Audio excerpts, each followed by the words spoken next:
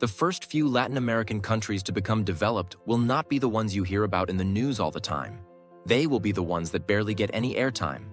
Latin America is a region known for its diversity in culture, history, and economic development.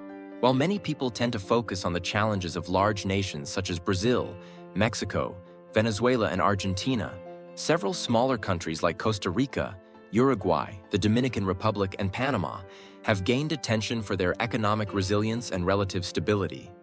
This paradox, where small Latin American countries often thrive while their larger counterparts struggle, can be attributed to several factors including governance, economic policies, political stability, and external influences. One of the key reasons why the small Latin American countries we just named often outperform larger ones lies in governance. Small countries are sometimes better able to manage their governance structures because they have less complex bureaucracies and smaller populations. Costa Rica, for example, has been known for its long-standing democratic governance and effective institutions. Its strong rule of law, independent judiciary, and commitment to transparency have made it an attractive destination for investment and tourism. In contrast, the larger countries in the region often struggle with widespread corruption, weak institutions, and fragmented governance systems. Brazil and Mexico, for instance, grapple with deeply entrenched corruption and inefficiencies across various levels of government. The sheer size of these countries also makes it difficult to implement reforms consistently across all regions, contributing to uneven development and deepening inequality. Small nations often implement more focused and effective economic policies. Countries like Panama and Uruguay have created successful economic models by leveraging their small size and favorable geographical positions. Panama has developed its economy around the Panama Canal, international trade, and financial services, while Uruguay has maintained a steady flow of foreign investment thanks to its good business environment and strong institutions. On the other hand, larger countries often rely on complex, diverse economies that can be harder to manage. For instance, Brazil and Argentina depend on volatile commodities such as oil and soybeans, which expose them to external market shocks.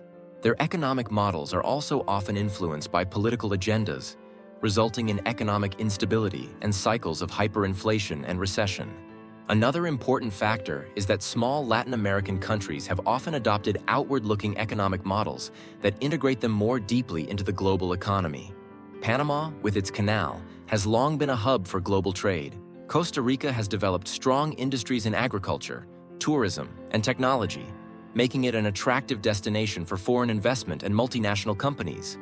These countries are generally more open to free trade agreements and actively seek to diversify their economic partnerships beyond their immediate regions.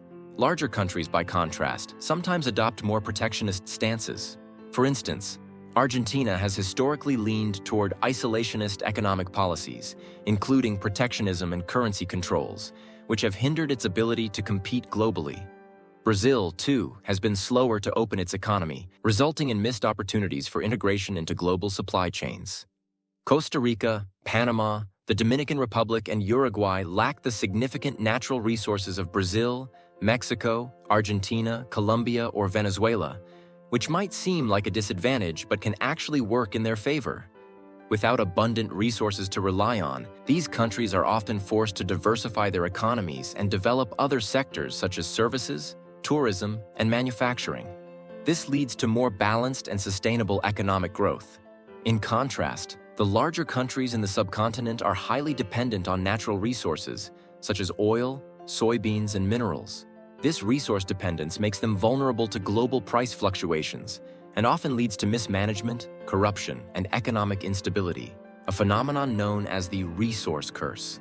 Being small doesn't automatically mean that a country will have it easier. One of the region's leaders in terms of development is Chile, which is relatively large by regional standards. While at the same time, the poorest country in the whole hemisphere is a small one, Haiti. But it's interesting to notice how 4 out of the top 5 Latin American countries in terms of per capita income are small in both size and population. This is New School Common Sense. If you liked this video, please share, like, and subscribe.